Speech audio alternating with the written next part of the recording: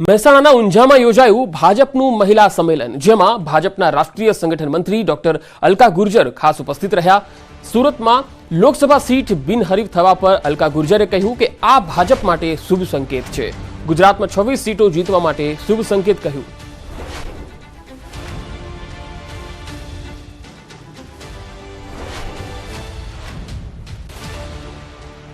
गुजरात नहीं पूरे देश में मोदी नाम की सुनामी आई हुई है, क्योंकि ना विकसित राष्ट्र के लिए और विदेश में देश का परचम लहराया है मोदी जी ने।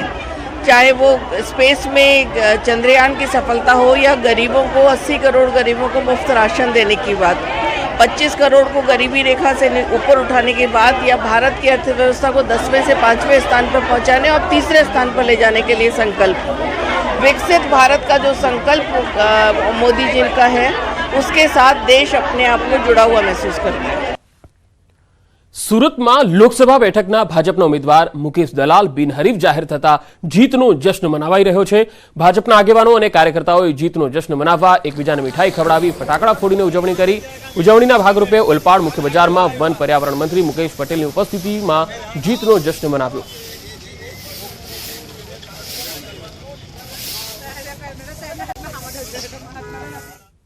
चौबीस संसदीय लोकसभा की सीट से मुकेश भाई दलालजी आज बिनहरीफ थया छे, त्यारे समग्र सूरत आज फटाकड़ा फोड़ी एनी उजवणी करी छे। त्यारे देशना वडाप्रधान मोदी साहेब त्रीजी वार वडाप्रधान बनवा जई रह्या छे, त्यारे आ पहेलुं कमळ सूरतथी आपणे अर्पण कर्युं छे। ભુજમાં ગૃહ રાજ્યમંત્રી હર્ષ સંઘવીએ ભાજપના કાર્યકર્તાઓ અને ક્ષત્રિય સમાજના આગેવાનો સાથે બેઠક કરી। 1 કલાક બંધ બારણે ચાલેલી બેઠકમાં ભાજપ નેતા રત્નાકરજી પણ ઉપસ્થિત રહ્યા। આખી બેઠકમાં ડેમેજ કંટ્રોલ થાય તે માટેના પ્રયત્નો કરવામાં આવ્યા હતા।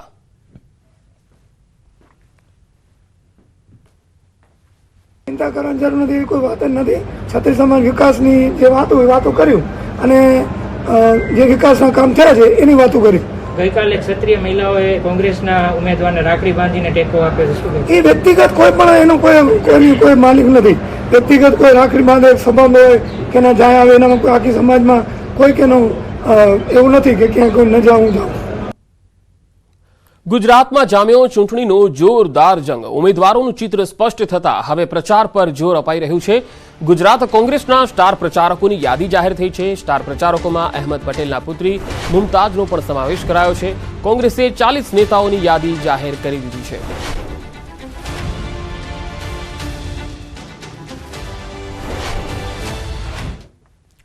આ તરફ મોરબીમાં પરસોત્તમ રૂપાલાએ ભવ્ય રોડ શો યોજ્યો। રાજકોટ ભાજપ ઉમેદવાર રૂપાલાએ કેનાલ ચોકડી પાસે ભાજપ કાર્યાલયનું ઉદ્ઘાટન કર્યું અને રોડ શો યોજ્યો, જ્યાં રૂપાલાને જબરો પ્રતિસાદ મળ્યો। એસપી રોડથી રવાપર કેનાલ સુધી યોજાયેલા રોડ શોમાં લોકોએ રૂપાલાનું સ્વાગત કર્યું। આ પ્રસંગે મોહનભાઈ કુંડારિયા, દુર્લભજીભાઈ ધારાસભ્ય સહિત ભાજપના અગ્રણીઓ પણ હાજર રહ્યા।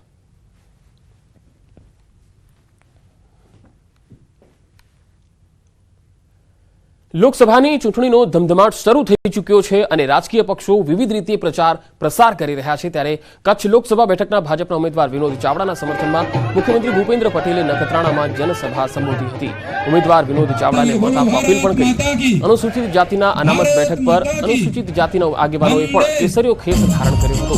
ભાજપની આ જાહેર સભામાં અનુસૂચિત જાતિના નેતા નરેશ મહેશ્વરી સાથે 300 જેટલા કાર્યકર્તાઓ મુખ્યમંત્રીની ઉપસ્થિતિમાં ભાજપમાં જોડાયા હતા। અબડાસા વિધાનસભાની અંદર પણ જે પ્રમાણે ધારાસભ્ય શ્રી પ્રદ્યુમનસિંહજી જાડેજાએ અનેક વિકાસના કામોનું વર્ણન કર્યું।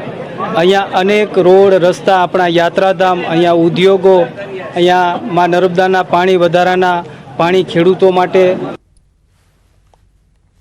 ખંભાત વિધાનસભા વિસ્તારમાં ભાજપના લોકસભાના ઉમેદવાર અને વિધાનસભાના પેટા ચૂંટણીના ભાજપના ઉમેદવાર સામે આચારસંહિતા ભંગની ફરિયાદ થઈ। મિતેશ પટેલ અને ચિરાગ પટેલે ધાર્મિક મંદિરોમાં પ્રચાર કર્યાનો ફરિયાદ એક જાગૃત નાગરિકે કરી છે। બંને ઉમેદવારોએ વાડોલા ગામની સરકારી શાળામાં ચૂંટણી સભા કરી। સમર્થકો સાથે ખંભાત ટાવર પાસે ભાજપના ધ્વજ સાથે ગરબે પ્રચારની રંગત જમાવી। સમગ્ર મામલે પ્રાંત કલેક્ટરે તપાસના આદેશ આપ્યા છે। તો ખંભાત વિધાનસભાના 2 nodal officer, chief officer, Khambhat નગરપાલિકા અને ખંભાત તાલુકા વિકાસ અધિકારીને તપાસ સોંપાઈ છે।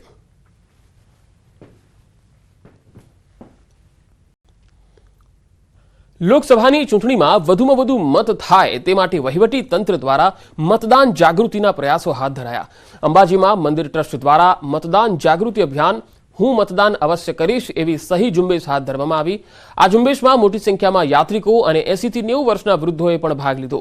આ ઝુંબેશને વેગ આપવા માટે અંબાજી અધિક કલેક્ટરે દર્શનાર્થે આવેલા ભક્તોને મતની અપીલ કરી. સહી ઝુંબેશ કાર્યક્રમમાં યાત્રિકો સહિત સ્થાનિક લોકોએ મતદાન કરવા માટેના શપથ ગ્રહણ કર્યા. આજે અહીં સહી ઝુંબેશ અભિયાન હાથ ધરવામાં આવેલ હતું. આપણે સૌ પણ આ મતદાનથી વંચિત ન રહીએ અને અવશ્ય મત આપવા જઈએ એવી આપ સૌને મારી વિનંતી છે. જેટલી આસ્થા માતાજીના ચરણોમાં આવી માતાજીને પ્રાર્થના કરે છે એટલી જ મતદાન કરવા માટે જાગૃતિ હરેક પબ્લિક હરેક નાગરિકે એટલું જ મતદાન કરવું જરૂરી છે. જેમ બને એમ જાજુ મતદાન થાય એ ભારતની લોકશાહી માટે ખૂબ જરૂરી છે. વાપીમાં ભાજપ અગ્રણીના ઘરે ધાડ પાડવાના પ્રયાસ મામલે વલસાડ જિલ્લા પોલીસે ચોંકાવનારો ખુલાસો કર્યો છે. કરવડ ગ્રામ પંચાયતના સરપંચને ત્યાં ધાડ પાડવાનું ષડયંત્ર આમ આદમી પાર્ટીના નેતાઓએ ઘડ્યું હોવાનો ખુલાસો થયો. દાહોદની કુખ્યાત ધાડપાડુ ગેંગને વાપી બોલાવી હતી અને સરપંચને લૂંટવાનું કાવતરું રચ્યું હતું. પોલીસના હાથે ઝડપાયેલ આરોપીઓમાં એક આરોપી આમ આદમી પાર્ટીની ટિકિટ પર વિધાનસભાની ચૂંટણી લડી ચૂક્યા છે. કેતન પટેલ અને પ્રદીપ રાઠોડે બાબુ વજીરને ટીપ આપી હતી કે આ ગામના સરપંચ દેવેન્દ્રભાઈ છે, એમની પાસે એમના ઘરમાં કેશ અને સોનું ચાંદીના દાગીનાઓ હોવાની શક્યતાઓ વધારે છે, તો તમે એમના ઘર ઉપર તમે લૂંટનો પ્રયાસ કરો અને એમાંથી જે પૈસા આવે એમાંથી તમે અમને કમિશન આપજો. પ્રદીપ રાઠોડ અને કેતન પટેલ બંને આમ આદમી પાર્ટીના સભ્યો છે.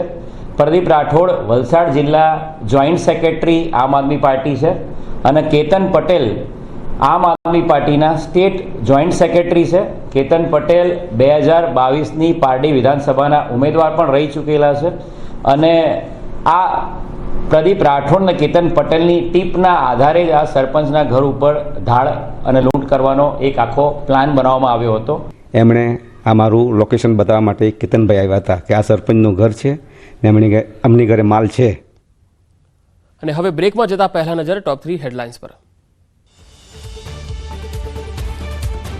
આગામી 2 દિવસ બાદ વધશે ગરમીનું જોર. હાલ તાપમાન યથાવત. પશ્ચિમ અને ઉત્તર પશ્ચિમના પવન ફૂંકાયાની હવામાન વિભાગની આગાહી.